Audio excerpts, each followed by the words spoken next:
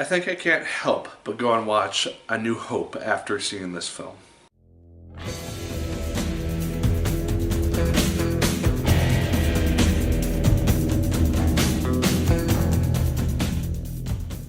Hello once again, watchers of good movies. My name is Nick Pell and this is once again coming from my apartment. Now today we are going to be talking about the film Rogue One, A Star Wars Story. Now I have been anticipating this film since episode 7 came out last year, around the same time.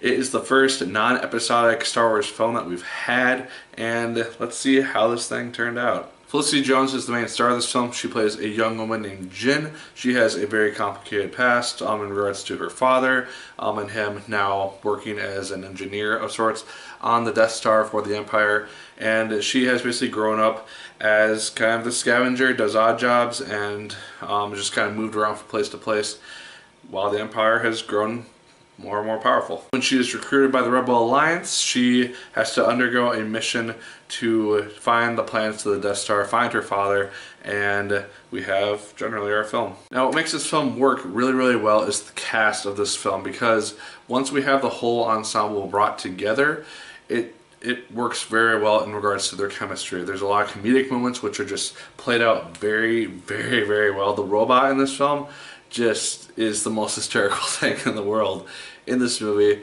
and it was unexpected humor because he's so sarcastic and it just works so well. And that was one of the high points of the film for me, honestly, was that character. We also have Diego Luna, Donnie Yen, Wen Zheng, and Riz Ahmed enveloping this cast and making it just more and more full. All these characters play off each other really well. The main two are obviously Felicity Jones and Diego Luna.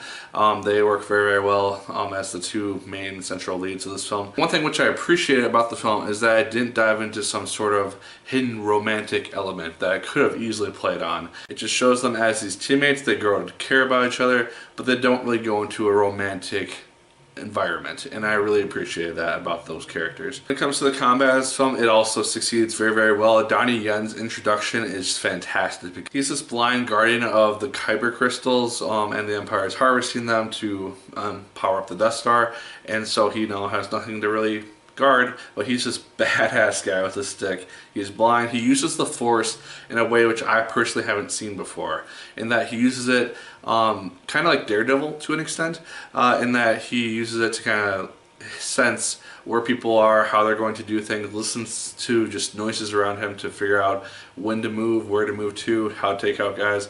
He's very, very cool and very interesting as a character in this film. The special effects also look fantastic. Most of these shots are all CGI and they look as realistic as could possibly be. And I loved all the space shots, all the environments on the planets. As far as I could tell, all these planets were new environments that we haven't seen in any of the other 7 movies. And I really, I like that fact because it's introducing new aspects. I'm sure it's from like other places and locations from like books and stuff, but I really enjoyed seeing new locations and seeing how those places fed into eventually New Hope. There's also a really good use of cameos in this film, just characters from both the prequels and from the original trilogy. They show up in this film and they're used very subtly, and they don't like go, hey, I'm here. It's a very balanced use of these characters, and I really enjoyed that part because when you have certain characters just show up, it just works very, really fluidly, and I really appreciate that. The film is also very well paced. I did not check my watch except for one time towards the end of this film when it was getting a little bit long. That's one of my main issues with the film, is that it did feel a little bit long at times, but generally the film is paced really, really well.